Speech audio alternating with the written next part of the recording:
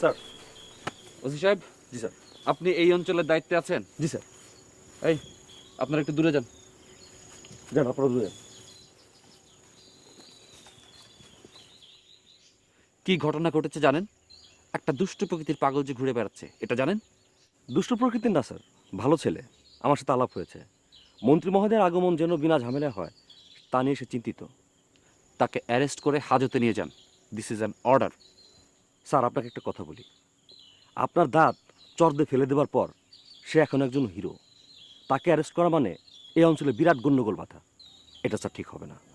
শুনুন ওসি সাহেব, চর মেরে সে আমার দাঁত ফেলে নাই। ওটা একটা লুজ দাঁত ছিল, লুজ দাঁত। আপনি এখন আমার চোখের সামনে থেকে যান, আসুন। জি স্যার।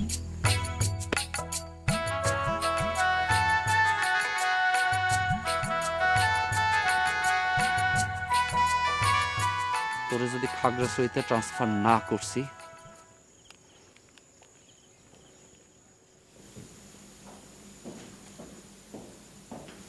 স্যার,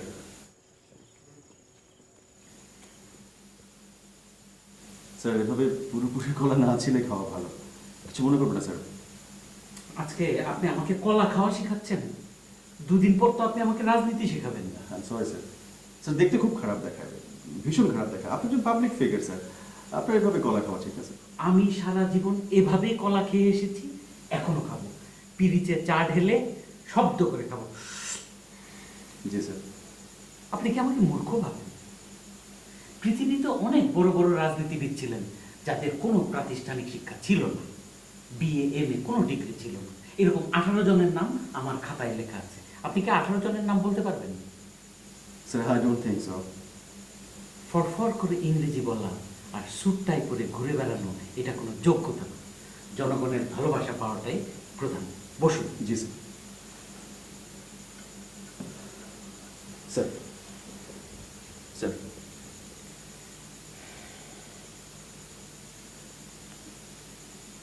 এখন হয়েছে? আপনি আমাকে কন্ট্রোল করার চেষ্টা করেন, এটা ঠিক না, আর করবেন না। জি আচ্ছা স্যার। স্যার ছোট্ট একটা ঝামেলা হয়েছে। ঝামেলার কথা আমাকে বলবেন না, ঝামেলার কথা শুনতে আমার ভালো লাগে না। স্যার হেলিকপ্টার পাওয়া যাচ্ছে না। হেলিকপ্টার পাওয়া যাচ্ছে না? আপনি আমার সাথে ফাজলামি করছেন? মন্ত্রী যাবে হেলিকপ্টারে চড়ে, দুনিয়ার মানুষ ভেঙে পড়বে, এটা বড় বিষয় না? আমি গাড়ি নিয়ে উপস্থিত হলে মজা থাকবে? স্যার গাড়ি যাবে না, রাস্তা অতি কর্দমাক্ত। আমি মহিষের গাড়ির ব্যবস্থা করছি স্যার। মন্ত্রী যাবে মহিষের গাড়িতে? আপনার মাথা কি পুরোপুরি গেছে? যেভাবে পারেন হেলিকপ্টারের ব্যবস্থা করেন। মাথা চুলকাবেন না। আপনার মাথায় উকুন হয়নি যে মাথা চুলকাতে হবে। রেড ক্রসের একটা হেলিকপ্টার আছে, ওদের সঙ্গে যোগাযোগ করেন। সিভিল এভিয়েশনের সঙ্গে যোগাযোগ করেন। জি স্যার। আর্মির সঙ্গে যোগাযোগ করেন, ওদের হেলিকপ্টার আছে। আমি কোনো আনন্দ ফুর্তি করতে যাচ্ছি না, আমি দেশের কাজে যাচ্ছি। জি অবশ্যই স্যার। আনিসকে টেলিফোন করে বলেন যেন 6-7টা এতিম শিশু জোগাড় করে রাখে। তাদেরকে এককালীন বৃত্তি দেওয়া হবে। মেয়ে শিশু, মেয়েরা এই সমাজে নির্যাতিত, অবহেলিত। অবশ্যই স্যার। স্থানীয় মসজিদে অনুদান দেওয়া হবে। সমপরিমাণ অনুদান একটা মন্দিরকেও দেওয়া হবে। আমি ধর্ম নিয়ে কোনো বৈষম্য করব না। আনিসকে বলেন মন্দির এবং মসজিদ যেন ঠিক করে রাখে। মন্দির মন্দির কই পাবো স্যার? এই অঞ্চলে তো কোনো হিন্দু নাই। হিন্দু নাই কেন? স্যার কোনো কালই হিন্দু ছিল না। কোনো কালই ছিল না, এখন ব্যবস্থা করেন। মন্ত্রী মহোদয় মন্দির পরিদর্শন করবেন। বিরাট বিপদে পড়লাম দেখি এখন কি। এই তুই হিন্দু হতে পারবি? কেন পারবো না? এত মার দু হিন্দু হয়ে দেখ। ও পারবে স্যার, অং বং ভালো জানে। স্যার আপনার দাঁতের ব্যথা কি বাড়ছে? ডাক্তার ডাকবো? ডাক্তার একজন খবর দিতে পারেন। স্যার নমস্কার। ভগবানের কৃপায় গালের ব্যথাটাকে একটু কমেছে। ওইসব কথা বাদ দে। মন্দির দরকার, মন্দিরের ব্যবস্থা কর। আমাদের দরকার মন্দির, কথা না। যা দৌড় দে। রাম রাম রাম রাম।